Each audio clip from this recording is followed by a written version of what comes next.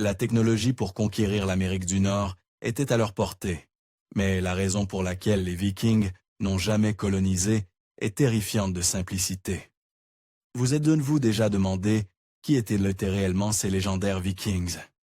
Imaginez ceci. Nous sommes à la fin du 8e siècle, et un groupe de visionnaires scandinaves s'apprête à changer le monde. Je parle des guerriers nordiques du Danemark, de Norvège et de Suède, qui étaient en quelque sorte les premiers aventuriers capitalistes. Ce n'étaient là pas juste des types avec des casques à cornes, mais des marins sophistiqués aux compétences de navigation incroyables et une culture bien plus complexe que simplement piller et saccager. Contrairement à l'image véhiculée par Hollywood, les Vikings n'étaient même pas seulement des guerriers. Ils étaient agriculteurs, commerçants, artisans et de véritables innovateurs technologiques de leur époque. Ils pouvaient gérer une ferme, construire des dracars impressionnants, créer des bijoux complexes et encore trouver le temps d'explorer des territoires inconnus. Ces gars étaient les champions du multitâche. Leur société était étonnamment démocratique, avec des assemblées où les décisions communautaires étaient de prise. Les femmes avaient plus de droits que dans de nombreuses sociétés contemporaines, et leur structure sociale était bien plus nuancée qu'un simple grand gaillard prenant toutes les décisions. Alors, voici la question à 1 million. Ces aventuriers nordiques auraient-ils pu transformer l'Amérique du Nord en un bastion viking? La réponse courte est que c'était tout à fait possible, mais avec de gros bémols. Ils avaient déjà prouvé qu'ils pouvaient survivre dans des environnements difficiles, comme le Groenland, donc l'Amérique du Nord n'était pas totalement hors de leur portée. Des preuves archéologiques à Terre-Neuve et Labrador montrent qu'ils ont bel et bien atteint le continent vers l'an 1000 et qu'ils y sont restés un certain temps. Mais coloniser, c'est une toute autre affaire, et nous allons découvrir pourquoi cela n'a pas eu lieu. Mais et si cela s'était produit? Hypothétiquement parlant, bien sûr, un petit jeu de « et si » ne fait de mal à personne. Imaginons donc une colonie viking nichée le long de la côte de Terre-Neuve, avec leurs emblématiques maisons longues, fortifiées contre d'éventuels conflits. Ils auraient probablement choisi un endroit près de l'eau pour la pêche. Avec un accès au bois pour réparer et construire des navires, les Vikings étaient des campeurs intentionnels, choisissant stratégiquement un lieu après avoir minutieusement planifié leur approche. C'était moins une invasion aléatoire qu'une expansion soigneusement calculée. L'endroit devait nourrir à la fois les gens et le bétail. Cette colonie aurait été un avant-poste nordique prospère, où les techniques agricoles scandinaves rencontreraient le paysage nord-américain. De plus, ils auraient probablement établi de petites communautés interconnectées, similaires à leur modèle groenlandais, vivant dans des quartiers soudés. Des structures en bois, des installations avancées de construction navale, des réseaux commerciaux solides avec les populations indigènes locales auraient été leur foyer s'ils avaient bien joué leurs cartes. On parle d'une potentielle frontière multiculturelle, où l'innovation nordique rencontrerait le savoir indigène. Coloniser ne se résume pas à débarquer et planter un drapeau. Ces aventuriers nordiques auraient eu besoin d'une combinaison intelligente de ressources, d'adaptabilité et de compétences de survie sérieuses. Il ne s'agissait pas seulement d'être robuste. Il fallait être malin, flexible et véritablement engagé dans une implantation à long terme. Le secret aurait été des effectifs solides, une production alimentaire durable et de bonnes relations avec les groupes indigènes déjà présents. Ils auraient également eu besoin d'une technologie capable de gérer les environnements difficiles de l'Amérique du Nord. Une colonisation réussie aurait aussi requis quelque chose que les Vikings maîtrisaient déjà: l'adaptabilité.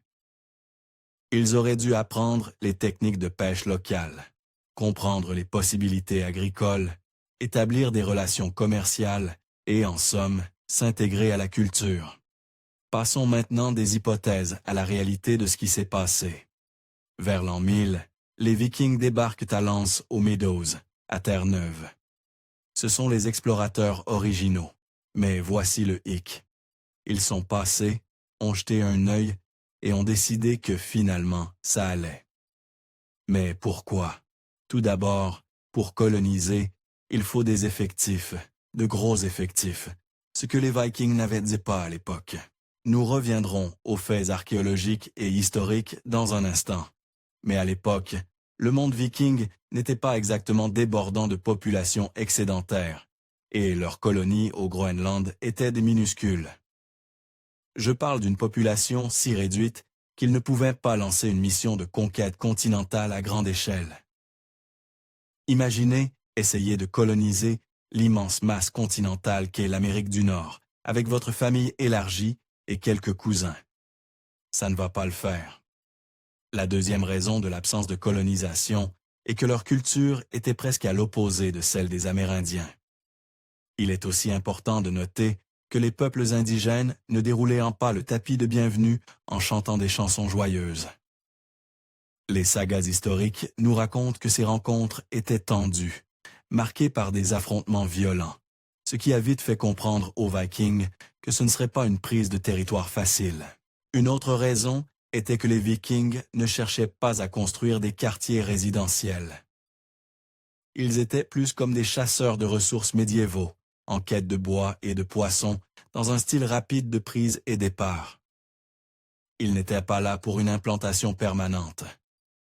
Ils étaient les explorateurs originaux du style frapper et fuir du monde médiéval. Leurs opportunités commerciales étaient également quasi inexistantes. Les Vikings arrivaient avec des marchandises, mais les tribus n'étaient pas vraiment intéressées. C'est un peu comme arriver à un repas partagé avec des biscuits rassis.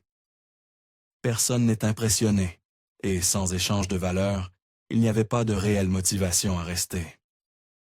Et le climat de Terre-Neuve, un vrai tue-l'amour pour l'agriculture. Froid et imprévisible, c'était carrément l'opposé d'une destination de rêve pour les Vikings. Essayez de cultiver des récoltes quand vos doigts gèlent et que le sol est plus dur que les histoires de votre grand-père, sur ses marches en montée dans les deux sens. Pour des aliments humains comme le pain et des boissons comme la bière, ils cultivaient de l'orge, du seigle, de l'avoine, du blé, du millet, des pois et du lin. Pour leur bétail, ils cultivaient du foin. Tout cela nécessite une ou deux saisons où le soleil brille. Ils ne pouvaient tout simplement pas survivre. Outre le manque de nourriture, les températures si variables affectaient aussi leurs moutons, bovins et chèvres. Bien sûr, l'adaptation était possible, mais cela aurait pu arriver bien plus tard, après avoir perdu beaucoup face aux extrêmes. Même si c'est mineur, le risque ne semblait pas en valoir la peine. Voici un autre problème, les interruptions de la chaîne d'approvisionnement SM. Imaginez essayer de gérer une colonie à des milliers de kilomètres de votre dépôt principal. Une mauvaise tempête, et soudain, vous êtes coupé de tout. La connexion avec le Groenland était leur bouée de sauvetage. Et l'Amérique du Nord, trop risqué, trop loin. Les Vikings étaient des aventuriers, pas des promoteurs immobiliers. L'exploration était leur truc, pas l'investissement immobilier à long terme. On pourrait donc dire que conquérir l'Amérique du Nord n'était même pas dans leurs esprits. Un autre désavantage auquel les Vikings ont dû faire face était que les populations locales étaient profondément connectées à leur environnement et possédèrent des compétences de survie que les Vikings n'avaient pas. Sans la capacité d'apprendre ou de commercer efficacement, les colons nordiques étaient dépassés. Même en tant qu'explorateurs, les Vikings n'étaient pas vraiment doués pour apprendre les compétences de survie des autres. Les techniques de pêche indigènes, les méthodes agricoles locales, ils avaient leur propre façon. Malheureusement, leurs façons n'étaient pas les meilleures dans ce nouvel environnement. La population viking était déjà très étirée à travers leurs colonies établies en Scandinavie, en Islande et au Groenland. Ajouter l'Amérique du Nord au mélange aurait été comme jongler avec des épées enflammées. Cool en théorie, désastreux en pratique. Ils avaient besoin de consolider, pas de s'étendre davantage. Les sources suggèrent que seuls quelques dizaines à une centaine de Vikings avaient atteint l'Amérique du Nord. Le Groenland lui-même tenait à peine le coup. Les colons nordiques là-bas faisaient face à des hivers rigoureux, des ressources limitées et l'isolement. Établir une nouvelle colonie dans un territoire encore plus distant et hostile n'était pas un pari qu'ils pouvaient se permettre, même s'ils l'avaient voulu. De plus, l'exploration n'était pas bon marché. Les Drakkar étaient des merveilles technologiques, mais leur entretien et leur équipage nécessitaient des ressources considérables, de la nourriture, de l'eau douce et de la main-d'œuvre. Les Vikings ont probablement réalisé que le coût de maintenir des expéditions transatlantiques dépassait les bénéfices potentiels des allers-retours vers leur colonie potentielle.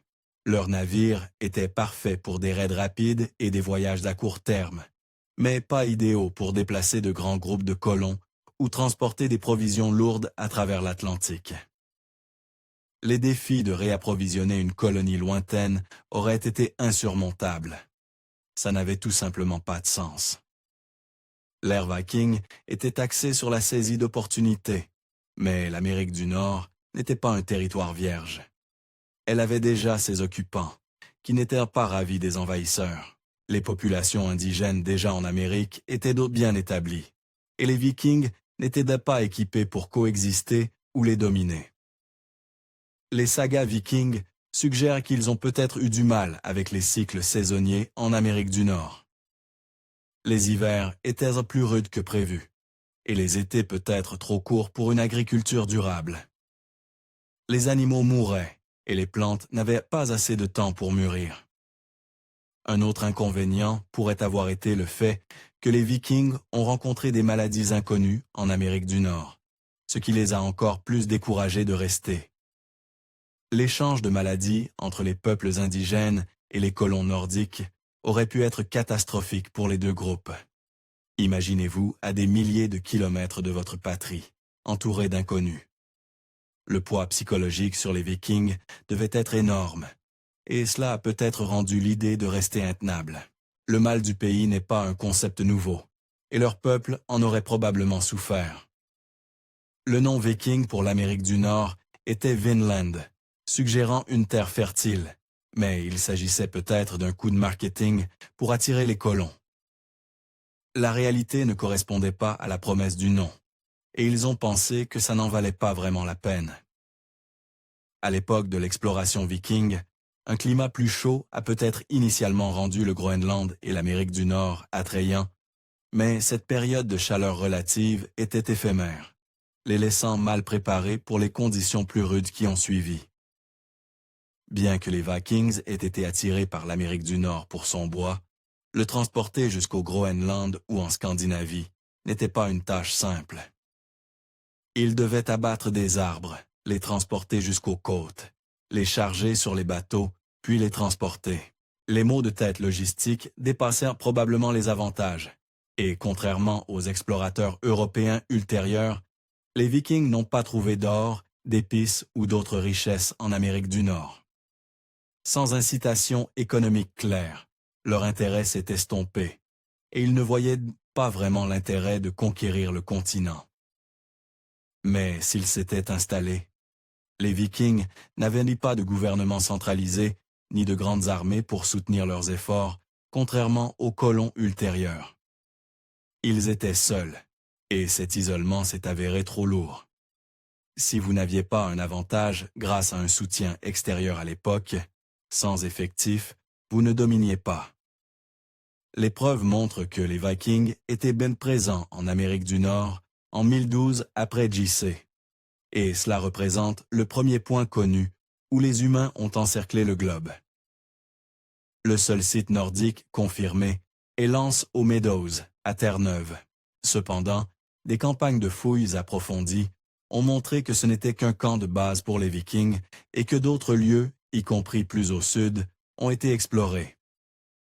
Cependant, la fréquence et la durée des activités nordiques en Amérique du Nord restent incertaines. Des sources telles que l'analyse stylistique des vestiges architecturaux et d'une poignée d'artefacts, les interprétations des sagas islandaises, les histoires orales, qui n'ont été écrites que des siècles plus tard, et l'analyse au radiocarbone ont permis d'obtenir plus de 150 dates. 55 de ces dates concernent l'occupation viking. Mais les plages de dates fournies par ces sources s'étendent à travers et au-delà de toute l'ère viking, qui va de 793 à 1066 après JC. Il est donc possible que les Vikings aient été en Amérique du Nord à tout moment entre ces dates, mais nous savons avec certitude qu'ils y étaient en 1012 après JC. Et bien que le désir principal des Vikings ait été l'exploration, les colons européens du XVIe siècle avaient une toute autre ambition lorsqu'il s'agissait de colonisation. Cela explique pourquoi les Européens ultérieurs ont eu beaucoup plus de succès dans leur installation que les Vikings. Vous voyez, des ressources comme le bois et la fourrure étaient rares dans les colonies du Groenland. Les Vikings exploraient pour soutenir leurs colonies déjà établies au Groenland et en Islande.